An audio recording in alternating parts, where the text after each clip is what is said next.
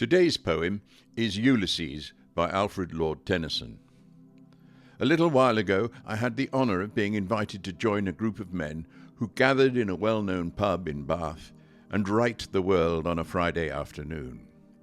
This is a group which a late friend of mine, Nick Cudworth, a very accomplished artist and musician, gathered about him when he moved to Bath and opened a gallery after spending several decades in the People's Republic of Stroud, where he was something of a social landmark. The group he accrued in Bath was quite varied, a preponderance of arty men, of course, but a smattering of erudite scientists, or two at least, and a good range of professions and life experience. The corner where we muster includes a bench with a small plaque in memory of Nick. One chap in the group has been coping with his father's decline into dementia and all the pain that obscene disease inflicts on loved ones. Sadly, it's not uncommon for older people to lose loved ones to Alzheimer's, as I did my beloved aunt, in memory of whom I wrote Lydia, number 113 in this series. Last week, his dad's funeral was held, and he read out to us the last verse of Tennyson's Ulysses, which he had delivered during the memorial ceremony. It was very moving. His dad had been a very active man and even taken up sailing before dementia overtook him. I suppose it was ships, travel, and the reference to old age's physical enfeeblement alongside tenacious mental strength that chimed. Ulysses. It little profits that an idle king, by this still hearth among these barren crags, matched with an aged wife, I mete and dole unequal laws unto a savage race, that hoard and sleep and feed and know not me. I cannot rest from travel. I will drink life to the lees.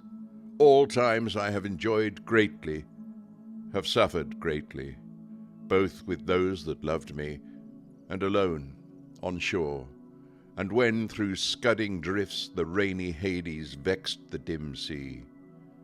I am become a name, for always roaming with a hungry heart. Much have I seen and known, cities of men and manners, climates, councils, governments, myself not least, but honoured of them all, and drunk delight of battle with my peers, far on the ringing plains of windy Troy. I am a part of all that I have met, yet all experience is an arch, wherethrough gleams that untravelled world, whose margin fades for ever, and for ever when I move.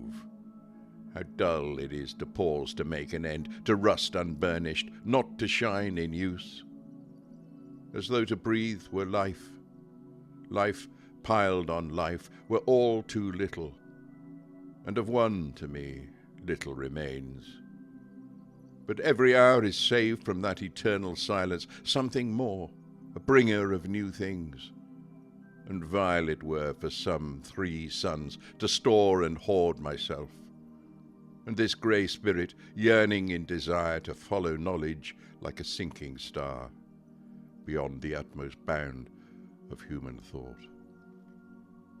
This is my son, mine own Telemachus, to whom I leave the sceptre and the isle. Well loved of me, discerning to fulfil this labour by slow prudence, to make mild a rugged people, and through soft degrees subdue them to the useful and the good.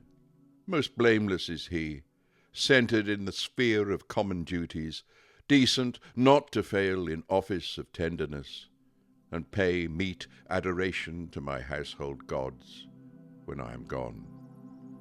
He works his work, I mine. There lies the port, the vessel puffs her sail, there gloom the dark broad seas.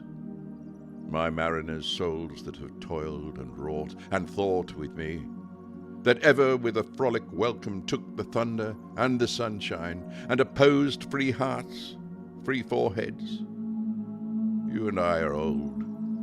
Old age hath yet his honour and his toil.